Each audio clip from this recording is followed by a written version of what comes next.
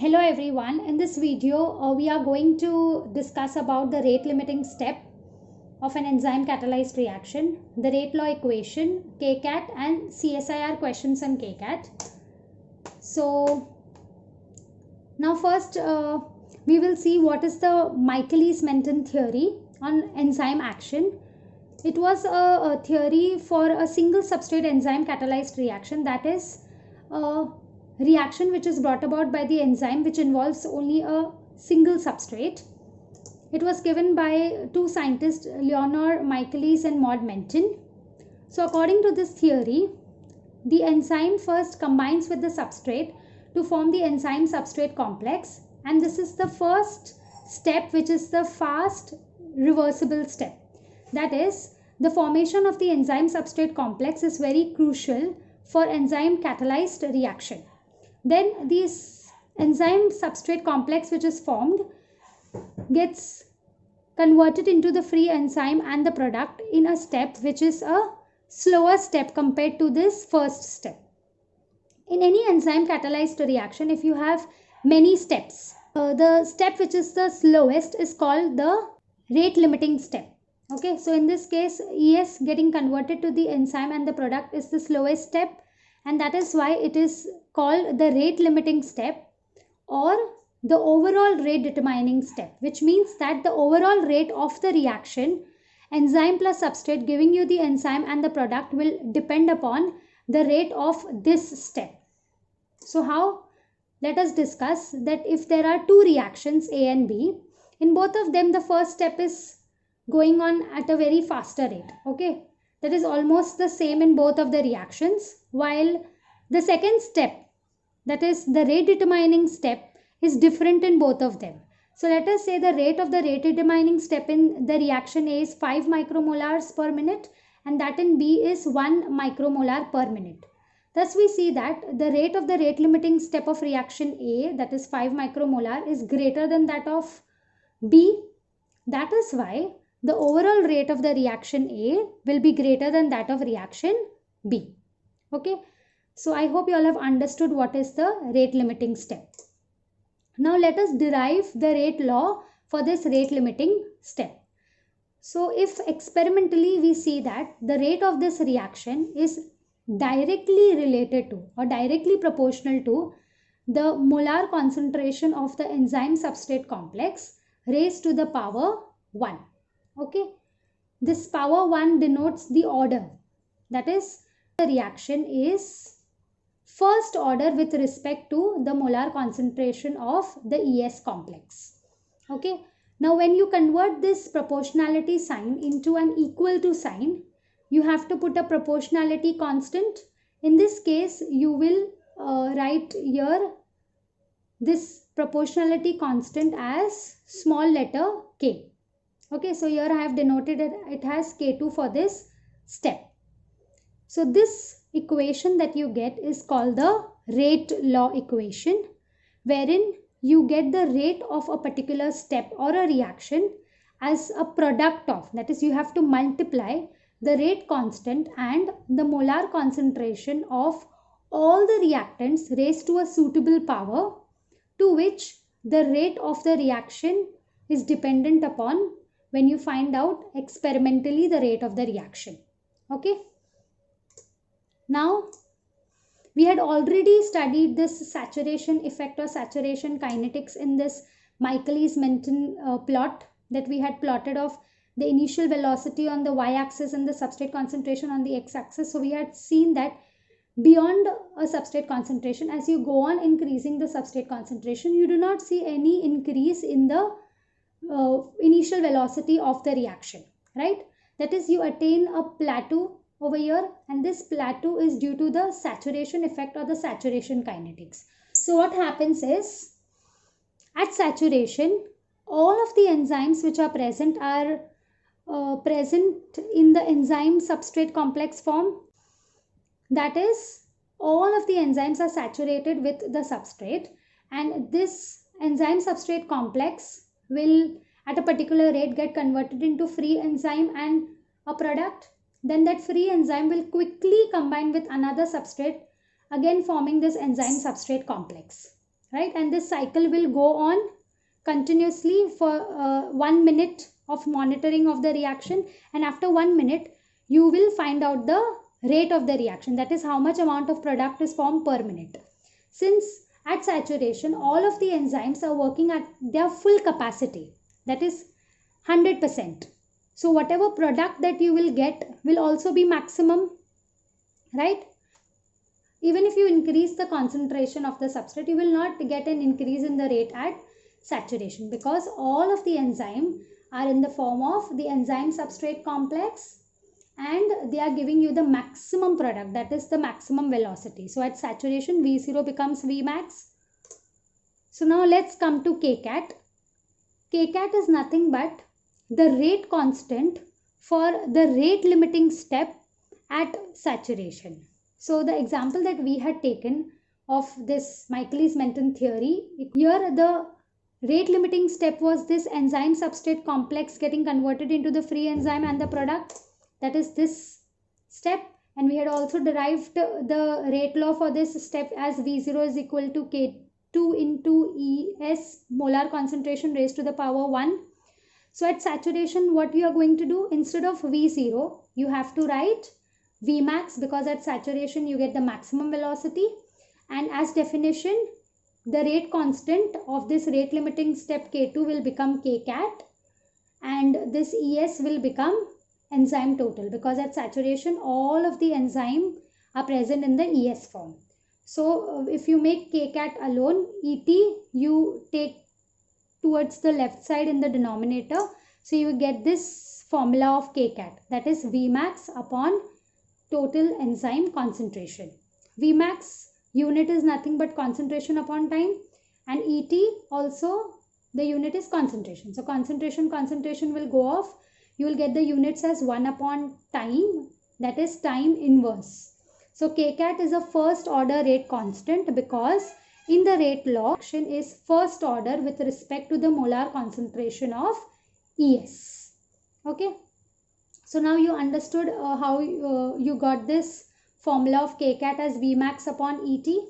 Now let us see another reaction wherein the rate limiting step is this step, wherein the enzyme product complex giving rise to the free enzyme and the product is the rate limiting step.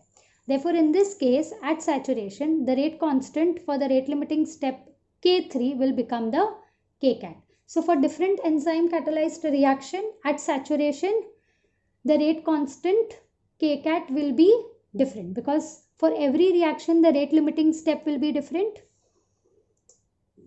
Now what is the significance of this Kcat?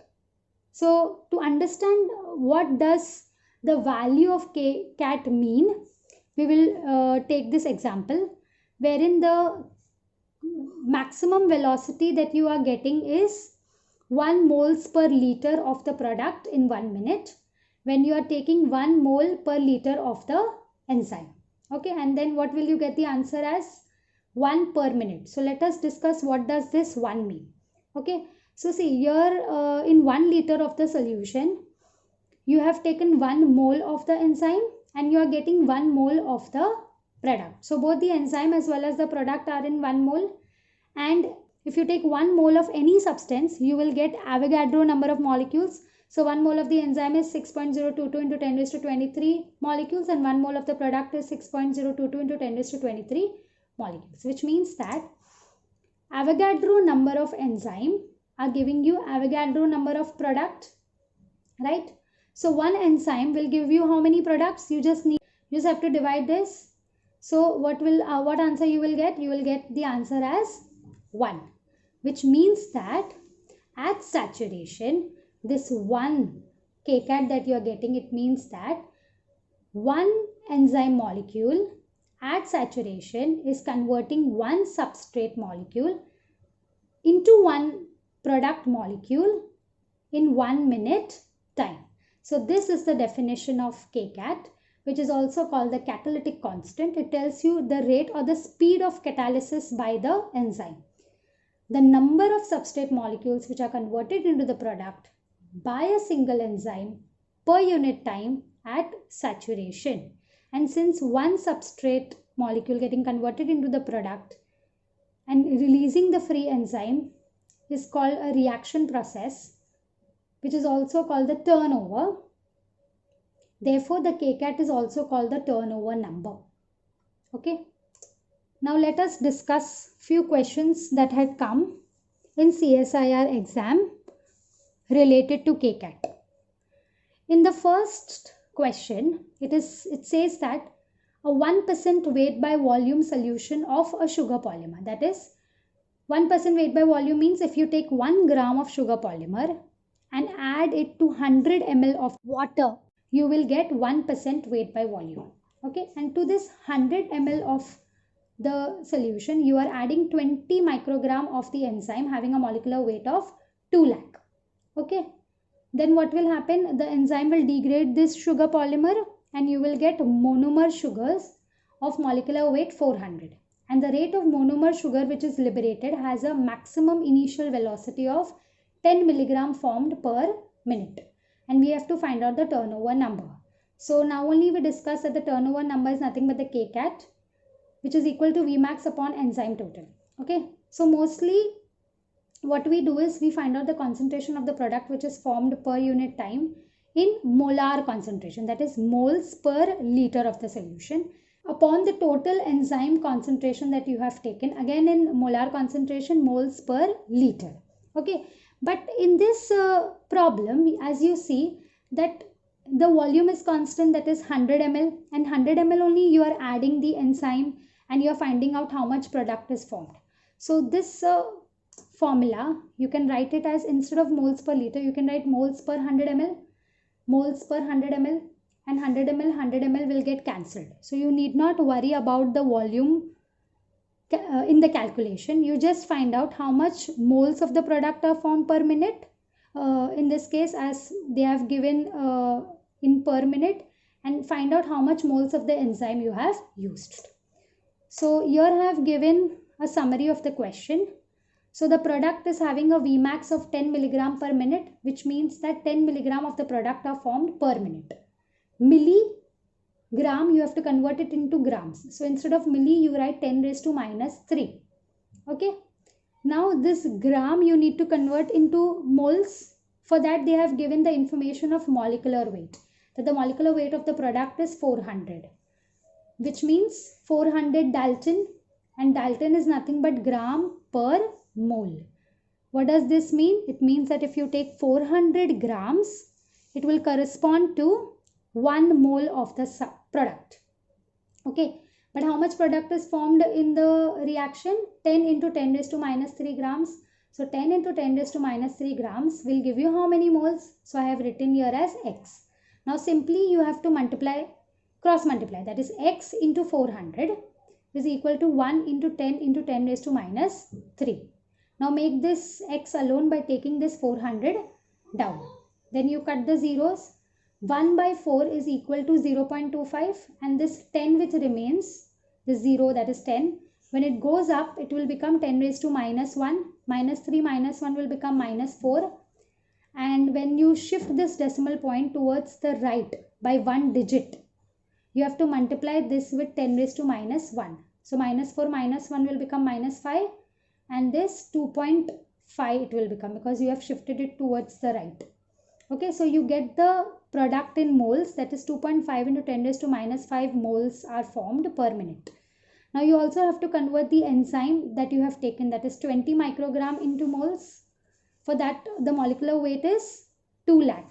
That is 2 lakh grams if you take, you will get 1 mole of the enzyme. But you have taken 20 micrograms, so it will correspond to how many moles? Y moles. Again cross multiply.